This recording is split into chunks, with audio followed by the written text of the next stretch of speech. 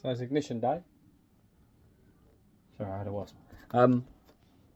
Yeah, we're going to start fitting ignition on the bike. Goes up, just cut down the sheathing slightly. I'm probably going to cut them both back.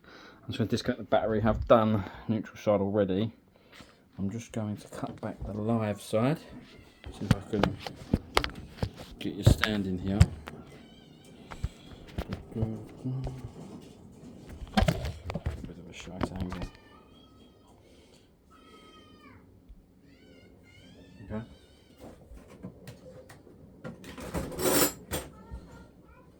So for this, I take it. It's just a 10mm.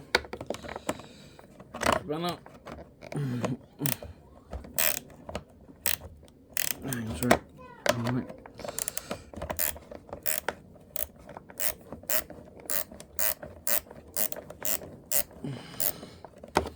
Just to get your battery off. Just switch up the 3 1 live wires here. Just take that. Don't lose your nut. You definitely don't want to lose your nut. Just bring them out of the way for a sec. This is just so when we mess around with the wire to the ignition, we don't ruin anything. Put them to the side. There you go, so the battery's disconnected. There's a few little extras here. I'll take it once for the Oxford heated grips. And then maybe, it looks like we've spliced another fitting probably to these lights. But we'll get to that. Anyway, so we're going to want to strip these two to give ourselves a good bit of space there. So really, sorry about this, but I am a shite cameraman. I need to invest in something to hold this camera.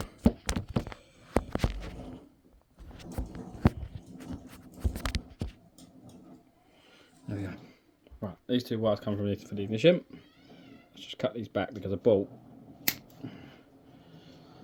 a new set of repair wires for this. Which will make everything fresh.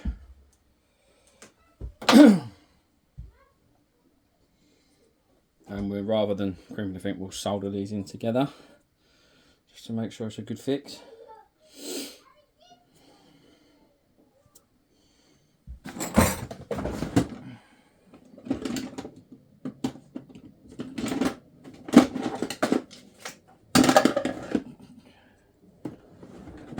Do have a wire stripper, but I can't seem to find it, so I think I'm going to have to go back to the old faithful Stanley knife, which is not always the best, but she'll do.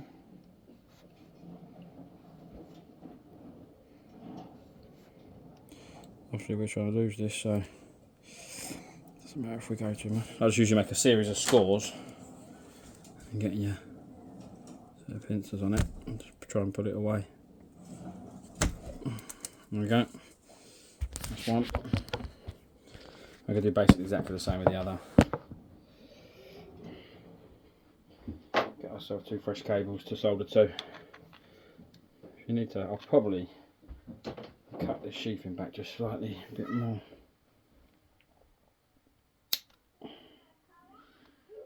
Cut that back. We can actually reveal a bit more, basically, make it easier to solder it in.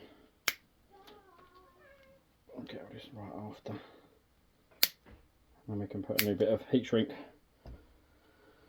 on there at the end once it's all done and dusted. Make it look neat and tidy.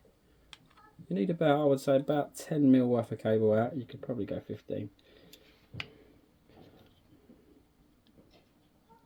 I like to twist, especially cables like this. There's no ferrules or anything to go on, you can just twist the cables into one another. You want to be careful you don't, obviously. You only want to pull the sheath off, you don't want to cut the cable anymore, because you don't want to lose too much.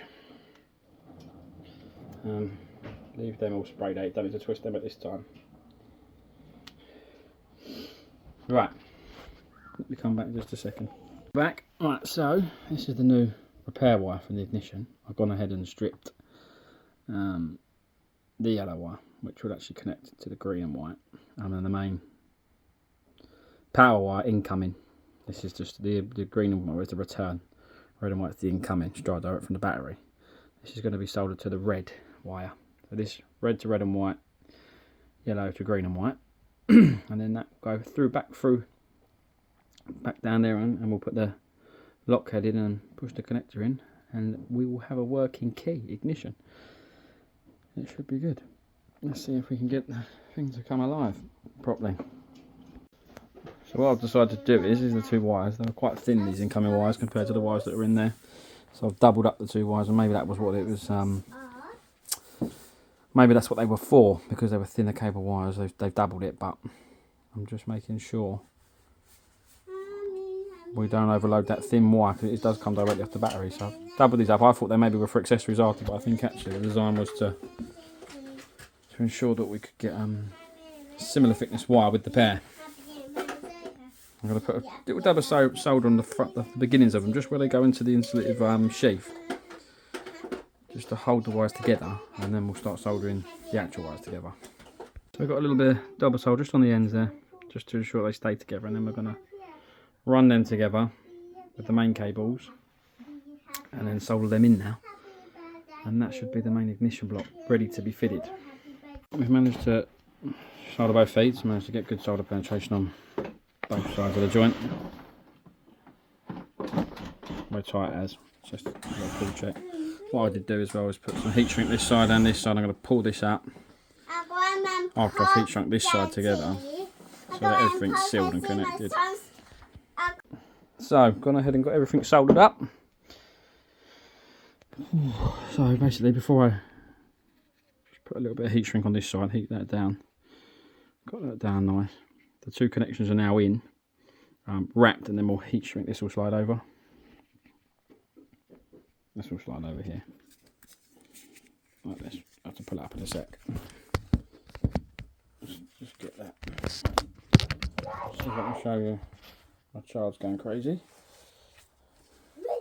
That heat shrink will slide up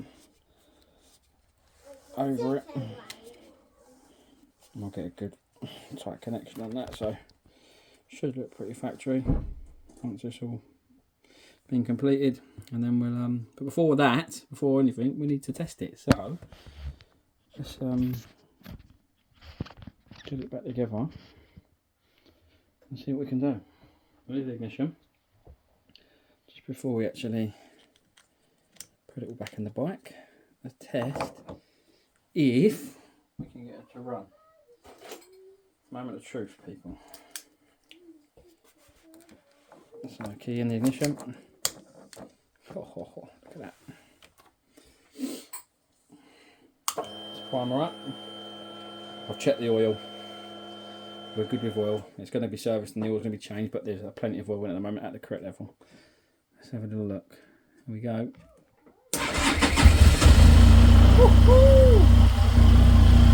So we didn't actually know how many miles on this bike. The 10,000 ain't too bad, to be fair. She lives. She lives. Not bad either. Good stuff. Hey!